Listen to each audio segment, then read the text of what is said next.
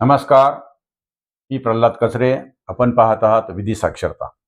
यापूर्वी आपण रेल्वे ॲक्टप्रमाणे कसं भूसंपादन केलं जातं याबाबतचा व्हिडिओ केला होता आणि यानंतरचे व्हिडिओ आपण निरनिराळ्या कायद्याखाली भूसंपादन कसं केलं जातं याविषयी व्हिडिओ करू असं आपण बोललो होतो.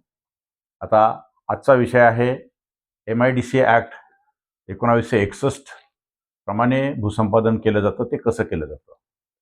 या कायद्याच्या कलम 6 मध्ये प्रकरण 6 मध्ये भूसंपादनाच्या तरतुदी दिलेल्या आहेत. त्यामध्ये कलम 32.1, 32.2 मध्ये तपशीलवार याची प्रक्रिया आहे. साधारण भूसंपादन जे केलं जातं MIDCचं, त्या MIDCच्या भूसंपादनामध्ये भूसंपादन करण्यासाठी जी प्रक्रिया राबवली जाते ती MIDC कायद्यातली राबवली जाते आणि मोबदल्याची रक्कम किंवा नुकसान भरपाईची रक्कम ठरवण्यासाठी 2013चा जो नवीन भूसंपादनाचा कायदा आहे त्यातली प्रक्रिया राबवली जाते. त्या कायद्याप्रमाणे भूसंपादन करताना नवीन कायद्याप्रमाणे भूसंपादन जर केलं 2013च्या तर त्याला 4-5 वर्षे लागतात. हे लवकर व्हावं यासाठी MIDCच्या कायद्यामध्ये अत्यंत सुटसुटीत अशी तरतूद आहे. 32.2चं नोटिफिकेशन आणि त्याच्यानंतर 32.1चं नोटिफिकेशन. साधारण 6 महिने 8 महिन्यामध्ये ही प्रक्रिया पार पाडली जाते. लवकर भूसंपादन झाल्यामुळे शेतकऱ्याला लवकर मोबदला मिळतो आणि सरकारला लवकर जमीन मिळते, हा त्याचा हेतू आहे. आता ही प्रक्रिया कशी चालते? प्रथम क्षेत्र औद्योगिक क्षेत्र आहे असं घोषित केलं जातं कलम 2G प्रमाणे, 2G प्रमाणे. म्हणजे MIDCच्या ॲक्टच्या कलम 2G प्रमाणे ते क्षेत्र औद्योगिक क्षेत्र आहे असं नोटिफिकेशन प्रसिद्ध करणं, राजपत्रामध्ये अधिसूचना प्रसिद्ध करणं, ही झाली पहिली टप्पा. हा पहिला टप्पा. त्यानंतर कोणतं क्षेत्र भूसंपादित करायचं त्याचं सर्वेक्षण केलं जातं. त्यासाठी हाय पॉवर कमिटी आणि त्याची जमिनीचं निवड करणारी जी समिती आहे ती फिरते, ती पाहते. त्याचं ड्रोन सर्वेक्षण केलं जातं, त्याचे सातबारा गोळा केले जातात, त्याचे नकाशे एकत्र केले जातात आणि या सर्व भूसंपादन करण्याच्या प्रक्रियेला उच्चाधिकार समितीची मान्यता मिळाल्यानंतर जिल्हाधिकाऱ्यांना भूसंपादन करण्यासाठी प्राधिकृत केलं जातं. मग जिल्हाधिकारी यांना प्राधिकृत केलं की जिल्हाधिकारी ते तपासतात. तपासल्यानंतर एका भूसंपादन अधिकाऱ्याकडून होऊ शकेल की 2-3 भूसंपादन अधिकारी नेमावे लागतील असं पाहतात आणि साधारण उपजिल्हाधिकारी दर्जाच्या अधिकाऱ्यांना भूसंपादनाचं काम सोपवलं जातं. त्यानंतर 32.2 कलम 32.2 ही एक प्रारंभिक स्वरूपाची अधिसूचना किंवा नोटीस असते. ती राजपत्रात प्रसिद्ध केली जाते, वृत्तपत्रात प्रसिद्ध केली जाते आणि त्या जमीन मालकांना, त्या भागातल्या लोकांना असं घोषित केलं जातं, जाहीर केलं जातं की आम्ही ही जमीन या सार्वजनिक प्रयोजनासाठी या कायद्याप्रमाणे भूसंपादन करू इच्छितो. म्हणजे तसं करण्याचं योजलेलं आहे. आणि याला जर हरकत असेल म्हणजे या सार्वजनिक प्रयोजनासाठी भूसंपादन करण्याला मोबदल्याचा प्रश्न नाही आहे इथे फक्त या प्रयोजनासाठी भूसंपादन करण्याला जर काही विरोध असेल, काही हरकती असतील, आक्षेप असतील तर ते लेखी स्वरूपात देण्यासाठी काही मुदत दिली जाते. साधारण 30 दिवसाची मुदत असते. त्या मुदतीमध्ये त्यांनी हरकती लेखी स्वरूपामध्ये भूसंपादन अधिकाऱ्याकडे दाखल करायच्या असतात. त्या भूसंपादन अधिकाऱ्याकडे दाखल केल्यानंतर त्या प्रत्येक याच्यावरती सुनावणी घेतली जाते, पुरावे घेतले जातात, ऐकलं जातं आणि त्याचा निर्णय केला जातो. ते सरकारपर्यंत जातं, जिल्हाधिकाऱ्यांपर्यंत जातं, पुढे MIDC घेते, MIDC कडून शासनापर्यंत त्याच्यावरती पूर्ण खल होतो, विचार होतो आणि शासन निर्णय घेतं की हरकती काही असल्या तरी आपल्याला भूसंपादन करणं आवश्यक आहे, कारण सार्वजनिक प्रयोजन हे व्हायटल पब्लिक इंटरेस्टचं आहे. असं जर असेल तर शासन शेवटी निर्णय घेतं. मग या दरम्यानच्या प्रक्रियेमध्ये काय होतं? 32.2च्या नोटिफिकेशन नंतर MIDCचे अधिकारी, जिल्हाधिकारी, MIDC ज्या यंत्रणेसाठी भूसंपादन करते त्यांचे अधिकारी या सर्वांना शेतकऱ्यांच्या जमिनीमध्ये प्रवेश करण्याचा कायदेशीर मुभा मिळते, कायदेशीर अधिकार मिळतो. ते जमिनीमध्ये जाऊ शकतात, सॅम्पल्स घेऊ शकतात, पाणी आहे का तपासू शकतात, लेव्हल्स तपासू शकतात, जमिनीचा फेरफटका मारू शकतात. शिवाय शेतकऱ्याला घेऊन ते संयुक्त मोजणी करतात. आता ही संयुक्त मोजणी हा भूसंपादनाचा आत्मा असतो. तो अत्यंत मध्यवर्ती केंद्रबिंदू आहे आणि सगळ्यात महत्त्वाचा आहे. कारण एकदा मूल्यांकनामध्ये तुमच्या काही अडचण निर्माण झाल्या की ते संयुक्त मोजणीत होतं का असं तो लोक विचारतात. म्हणून 32.2च्या नोटिफिकेशन नंतर एकदा प्रवेश केला की शेतकरी, MIDCचे अधिकारी, भूसंपादनचे अधिकारी मोजणीचे अधिकारी, कृषीचे अधिकारी, PWDचे अधिकारी, इरिगेशनचे अधिकारी, वन विभागाचे अधिकारी, आजूबाजूचे शेतकरी, गावातले तलाठी, हे सगळे एकत्र येऊन गावात शेतात फिरतात.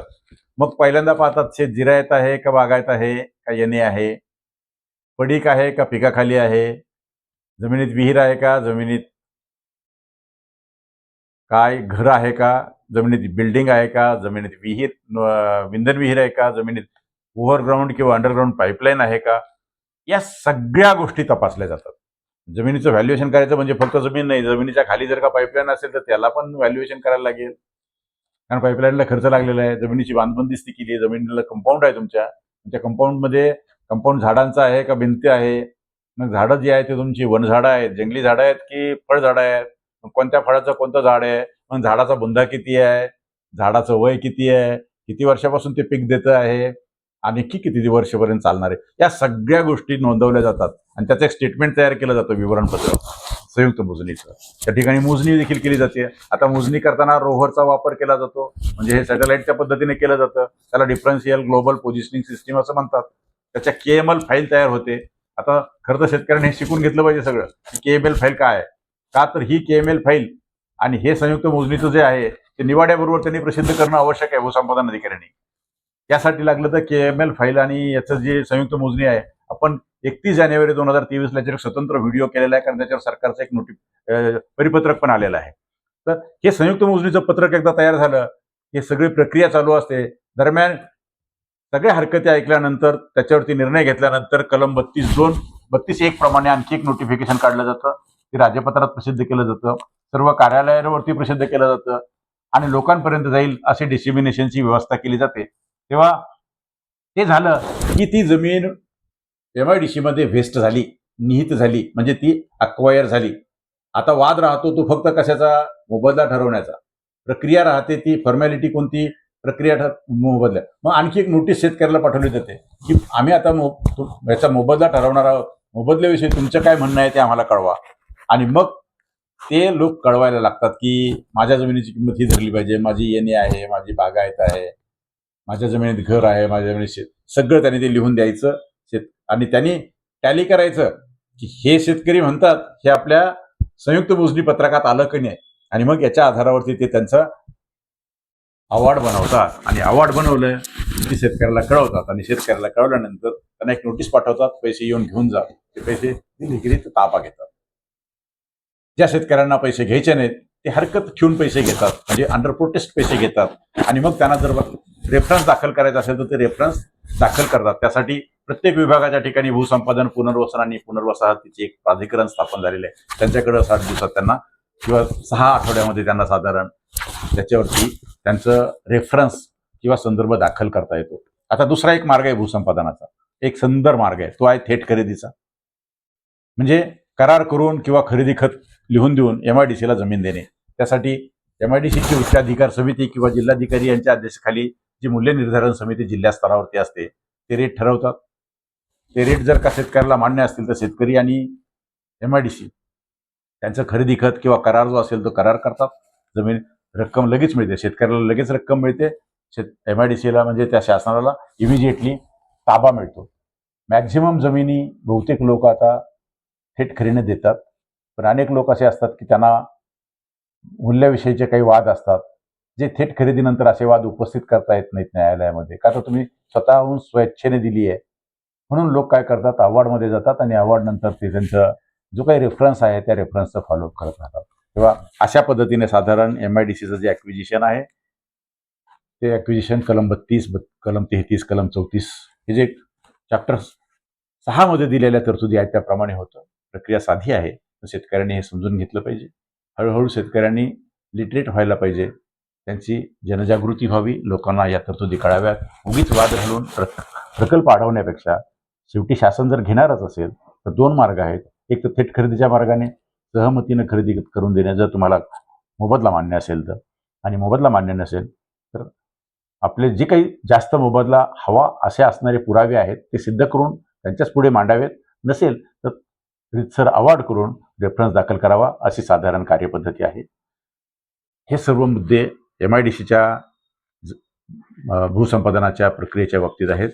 आणि MIDCचं भूसंपादन होत असताना जसं भूसंपादनाच्या तरतुदी लागू आहेत तशाच पुनर्वसाहतीच्या तरतुदी ज्या कलम 26 ते 31 मध्ये दिलेल्या आहेत 2013च्या कायद्यामध्ये, आणि त्याचं जे शेड्यूल म्हणजे अनुसूची 1, अनुसूची 2 आणि अनुसूची 3 या पूर्णपणे MIDCच्या भूसंपादनाला लागू आहेत. त्यामुळं त्याच्यामध्ये काही प्रॉब्लेम नाही. ज्याचं घर जाईल त्याला घराच्या संदर्भात जे काही पुनर्वसनाचे लाभ आहेत ते दिले गेलेच पाहिजेत. अनेक लोक आता शेतामध्ये राहतात आणि प्रत्यक्षात ते राहत असतील, खरं ते आहे की वस्तुस्थिती कशात आली पाहिजे, तुमच्या संयुक्त मोजणीच्या पत्रकात आली पाहिजे. तिथे त्याचा व्हिडिओ, त्याचे फोटो काढून ठेवले गेले पाहिजेत. साधारण अशी ही प्रक्रिया साधी आणि सोपी प्रक्रिया आहे. तर शेतकऱ्यांनी हे पाहावं. यासाठी जो MIDCचा कायदा आहे, 2013चा कायदा आहे, त्याचे जे काही सर्क्युलर्स आहेत ते सर्क्युलर्स एका फोल्डरमध्ये मेंबरसाठी आपल्या लिंकवरती उपलब्ध असतील, कम्युनिटी टॅबवरती ते उपलब्ध असतील, मेंबरच्या सेक्शन्समध्ये ते उपलब्ध असतील. आपण डिस्क्रिप्शनमध्ये ते पाहू शकता. ज्यांना हवे ते डाउनलोड करून किंवा ॲक्सेस मागू शकता. बाकी यापेक्षा अधिक काहीच नाही आहे. ही सिंपल प्रक्रिया आहे. लोकांना अभ्यास करावा आणि आपल्या हक्कासाठी जागृतपणे आपण आपलं जे काही म्हणणं आहे ते त्या अधिकाऱ्यांपुढं मांडलं पाहिजे. सध्या तरी मला वाटतं एवढं या विषयावरती पुरेसं आहे. आपण अशाच माहितीपूर्ण व्हिडिओसह पुन्हा लवकरच भेटूया. तोपर्यंत मी थांबतो. धन्यवाद.